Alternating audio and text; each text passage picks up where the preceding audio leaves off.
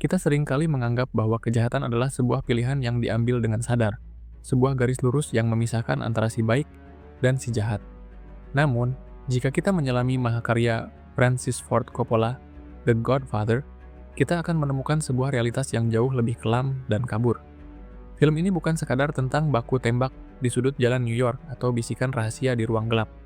Ini adalah sebuah otopsi terhadap jiwa manusia.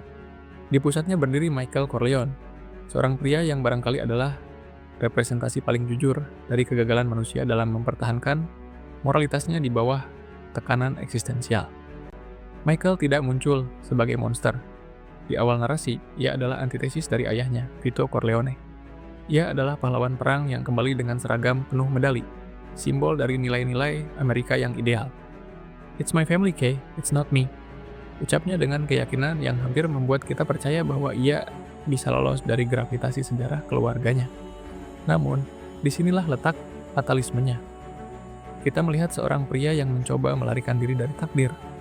Namun setiap langkah yang ia ambil untuk menjauh, justru membawanya semakin dekat ke pusat badai.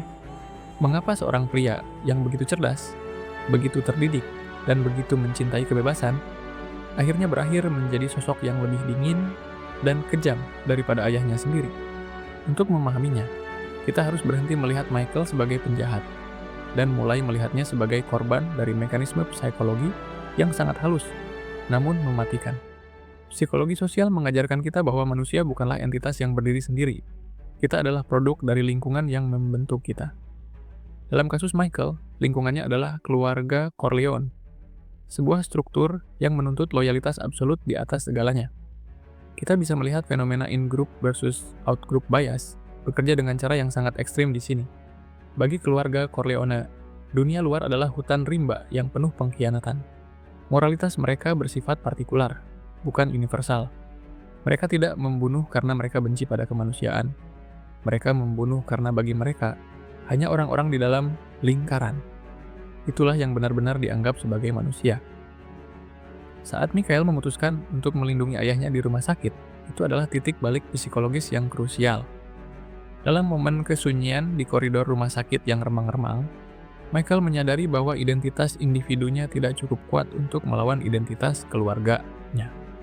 Ia mulai memakai peran baru. Fenomena ini sangat selaras dengan apa yang ditemukan Philip Zimbardo dalam Stanford Prison Experiment. Zimbardo menunjukkan bahwa ketika seseorang diberikan peran tertentu dalam sebuah sistem yang tertutup, karakter aslinya akan luntur dan digantikan oleh tuntutan peran tersebut. Michael mulai memakai seragam Don Corleone, bukan karena ia menginginkannya, tetapi karena sistem tersebut membutuhkannya. Perlahan tapi pasti, empati yang ia miliki sebagai warga sipil mulai terkikis, digantikan oleh logika dingin seorang predator yang harus bertahan hidup. Adegan di restoran bersama Solozo dan McCluskey bukan sekadar adegan pembunuhan. Itu adalah sebuah ritual inisiasi. Di sana, kita melihat Michael berhadapan dengan otoritas, baik otoritas moral yang ia bawa dari masa lalunya, maupun otoritas kekuasaan yang ada di depannya. Dalam psikologi, eksperimen Stanley Milgram tentang kepatuhan mengungkapkan sisi gelap manusia, bahwa kita sanggup melakukan hal-hal yang paling mengerikan, asalkan kita merasa bahwa tindakan tersebut diperintahkan oleh sebuah keharusan atau struktur yang lebih besar dari diri kita sendiri. Michael merasa pembunuhan itu adalah sebuah keniscayaan. Ia tidak melihatnya sebagai pilihan, melainkan sebagai tugas. Saat ia menarik pelatuk, ia tidak hanya membunuh dua orang musuhnya, ia juga membunuh Michael, si pahlawan perang. Getaran tangannya di toilet restoran adalah detak jantung terakhir dari kemanusiaannya. Setelah itu, yang tersisa hanyalah kalkulasi.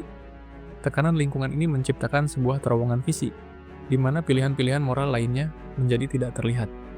Michael terjebak dalam apa yang disebut sebagai groupthink, di mana keputusan diambil bukan berdasarkan apa yang benar secara etis, melainkan apa yang dianggap perlu demi kelangsungan hidup kelompok. Salah satu aspek paling menarik dari Michael Corleone adalah kemampuannya untuk berbohong pada dirinya sendiri. Inilah yang dalam psikologi disebut sebagai disonansi kognitif. Manusia memiliki kebutuhan mendalam untuk melihat dirinya sebagai orang baik. Ketika kita melakukan sesuatu yang buruk, pikiran kita akan melakukan senam mental untuk membenarkan tindakan tersebut. Michael menghabiskan seluruh hidupnya membangun narasi bahwa segala kekejaman yang ia lakukan adalah demi keluarga dan demi masa depan anak-anaknya. Setiap kali ia memerintahkan eksekusi, setiap kali ia membohongi istrinya, Kai, egonya bekerja keras untuk membangun tembok pembenaran. Ia meyakinkan dirinya bahwa ia adalah pelindung, padahal kenyataannya ia adalah penghancur. Kita melihat puncak dari disonansi ini di akhir film pertama, saat ia berdiri di depan Kay dan menyangkal keterlibatannya dalam pembunuhan Carlo. Matanya dingin, tidak ada keraguan di sana. Ia telah berhasil meyakinkan dirinya sendiri bahwa kebohongannya adalah kebenaran yang diperlukan. Ini adalah mekanisme pertahanan ego yang paling berbahaya. Ketika seseorang tidak lagi bisa membedakan antara perlindungan dan ambisi, antara cinta dan dominasi.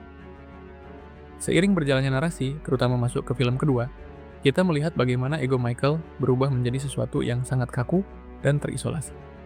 Kekuasaan yang ia cari sebagai alat untuk melindungi keluarga justru menjadi penjara yang memisahkan dirinya dari keluarga tersebut. Ia menjadi begitu terobsesi dengan kontrol, sebuah manifestasi dari rasa takut yang mendalam akan kerentanan. Dalam psikologi ego, kontrol seringkali digunakan sebagai perisai terhadap rasa cemas. Namun bagi Michael, perisai ini justru menghancurkan apa yang seharusnya ia lindungi. Ia membunuh saudaranya sendiri, Fredo. Ini adalah pengkhianatan terakhir terhadap nilai-nilai yang ia klaim sebagai dasarnya bertindak. Pada titik ini, alasan demi keluarga sudah tidak lagi relevan. Michael telah menjadi budak dari sistem yang ia ciptakan sendiri. Ia terjebak dalam paradoks kekuasaan. Semakin besar kekuasaan yang ia miliki untuk mengamankan dunianya, semakin tidak aman perasaannya. Ia mulai melihat musuh di setiap sudut, bahkan di mata orang-orang yang paling mencintainya. Inilah tragedi sesungguhnya dari Michael Corleone. Ia bukan jatuh karena ia gagal, ia jatuh karena ia terlalu berhasil menjadi apa yang diminta oleh dunianya. Mengapa kita tetap merasa terhubung dengan Michael? Mungkin karena jauh di dalam lubuk hati kita memahami kerapuhannya. The Godfather adalah sebuah pengingat bahwa moralitas bukanlah sesuatu yang statis. Ia bisa retak, bisa luntur, dan bisa hilang jika kita tidak hati-hati. Michael adalah pengingat bahwa niat baik tidak pernah cukup untuk menjamin hasil yang baik. Tanpa kompas moral yang berakar pada kemanusiaan yang lebih luas, kita semua bisa terjebak dalam logika keluarga yang sempit, di mana kita membenarkan segala cara demi orang-orang yang kita sayangi. Michael Corleone adalah sebuah potret tentang kesepian yang absolut. Di akhir perjalanannya, ia memiliki segalanya, kekayaan, wilayah, ketakutan dari musuh-musuhnya. Namun ia kehilangan hal yang paling esensial, koneksi manusia yang tulus. Ia menjadi bayangan yang menghuni istananya sendiri. Film ini meninggalkan kita dengan sebuah pertanyaan yang menghantui.